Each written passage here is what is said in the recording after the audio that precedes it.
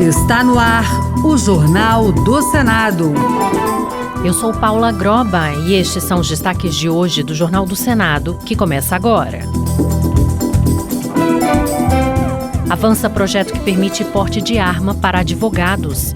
Senado inicia debate sobre redução de jornada de trabalho para 36 horas semanais. Banco Central diz que gasto com bets chega a 30 bilhões por mês e que não pode vetar uso do Bolsa Família para apostas. Boa noite. Em audiência na CPI das apostas no Senado, o presidente do Banco Central, Gabriel Galípolo, e o secretário executivo, Rogério Lucca, revelaram que os brasileiros gastam entre 20 e 30 bilhões de reais por mês com apostas online. Galípolo alertou ainda que o BC não tem poder legal para impedir o uso de recursos do Bolsa Família e do PPC, o benefício da prestação continuada, nas chamadas bets. A CPI investiga o superendividamento de apostadores, sites irregulares e possíveis ligações com o crime organizado.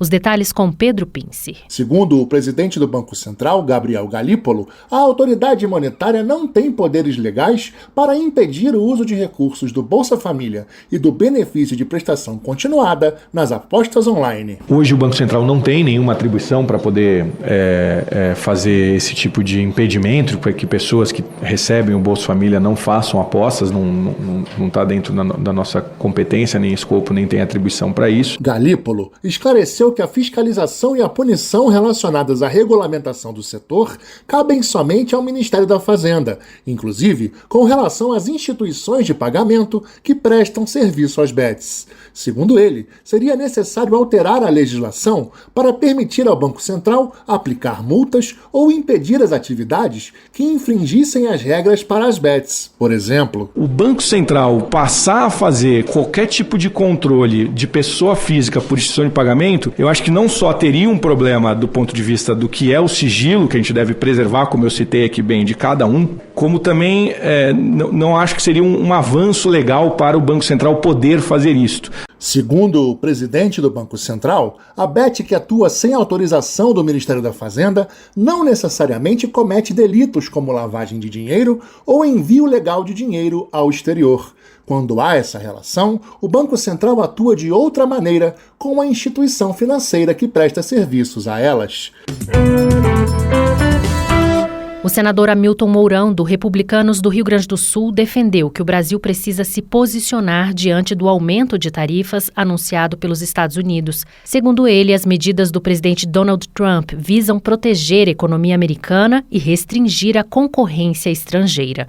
Mourão destacou que o Brasil também foi afetado com um aumento de 10% nas tarifas, especialmente para a indústria e o agronegócio.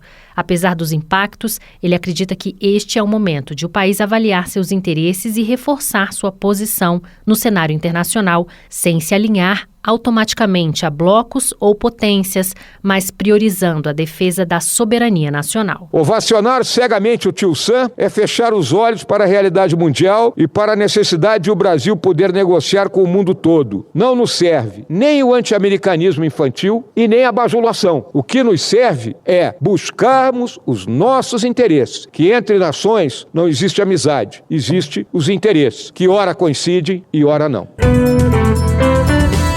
Viver para o trabalho ou trabalhar para viver? Esse dilema foi assunto de uma audiência pública hoje sobre a proposta de emenda à Constituição que reduz a jornada semanal de trabalho de 44 para 36 horas. O repórter Alexandre Campos tem os detalhes. Os participantes do debate na Comissão de Constituição e Justiça concordaram que a redução da jornada vai beneficiar diretamente o trabalhador, que terá mais tempo para atividades de lazer e até mesmo para se capacitar. Rosane Silva, representante do Ministério das Mulheres, afirmou que as trabalhadoras são duplamente prejudicadas com a manutenção da atual jornada de 44 horas semanais. Além disso, no trabalho de cuidado com os afazeres domésticos, elas desempenham em média 6 horas semanais a mais que os homens. Relator da proposta na Comissão de Constituição e Justiça, o senador Rogério Carvalho, do PT de Sergipe, afirmou que a redução da jornada vai beneficiar quem realmente mais precisa. Quem é que fica com o peso do trabalho de 44 horas. Aquelas pessoas que pegam transporte,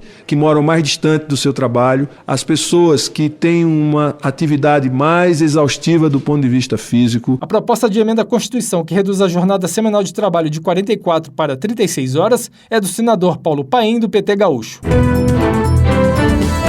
Na primeira audiência, antes da votação do novo Código Eleitoral, a Comissão de Constituição e Justiça discutiu a redução das cotas das candidaturas das mulheres. O relator do texto defende que o novo Código Eleitoral pode aumentar o número de mulheres eleitas. Repórter César Mendes. O projeto determina a reserva de 20% das cadeiras nos legislativos para mulheres, mas cai a pena para partidos que não cumprem os limites máximo e mínimo de candidaturas por sexo, hoje de 70% e 30%. O senador Fabiano Contarato, do PT do Espírito Santo, alertou que o único dos 3 poderes que nunca foi presidido por uma mulher é o legislativo. Para Marilda Silveira, pesquisadora da UFMG, é preciso eleger mais mulheres e espelhar a diversidade da população.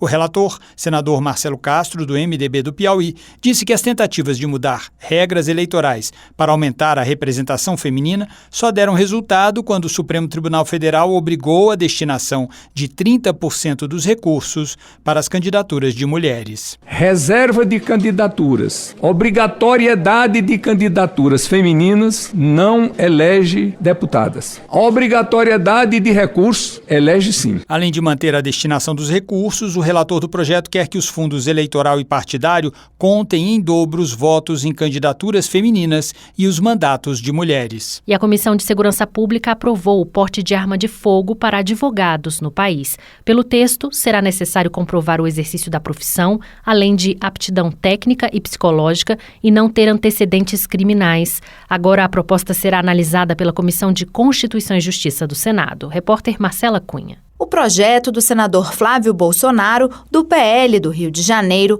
autoriza o porte de arma para advogados em todo o território nacional, para defesa pessoal. Segundo Flávio, esses profissionais podem ser alvo de vingança pelo cliente ou pela parte contrária na ação. Na prática, o texto acaba com a atual exigência de que um delegado da Polícia Federal reconheça a necessidade do porte, o que pode levar à subjetividade na análise dos pedidos.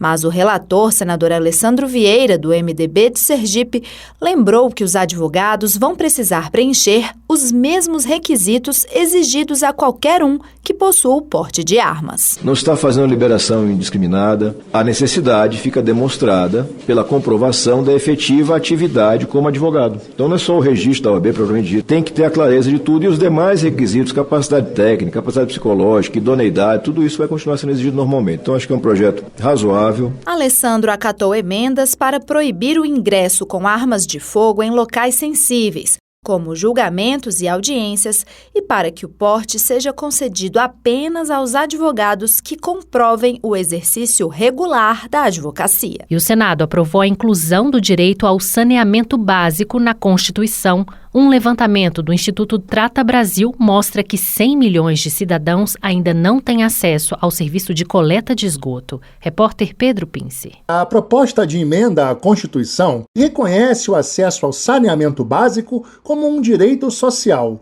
assim como a educação, a saúde, o trabalho, a moradia, o lazer, a alimentação, a previdência social e a segurança, já garantidos na Carta. O relator da proposta, senador Rogério Carvalho, do PT de Sergipe, lembrou que o reconhecimento do saneamento como direito básico na Constituição vai aumentar a responsabilidade do poder público em implementar políticas que garantam o acesso à água e esgoto para toda a população. O saneamento dialoga profundamente com ser cidadão de primeira ou não ser cidadão. Porque se a gente for analisar, quem pode tem saneamento, quem é mais pobre tem menos acesso ao saneamento. Portanto, a gente iguala perante a este país, a esta nação, todos os brasileiros quando a gente define que o saneamento é um direito de cidadania. O texto, de autoria do senador Randolfo Rodrigues, do PT do Amapá, segue agora para a Câmara dos Deputados.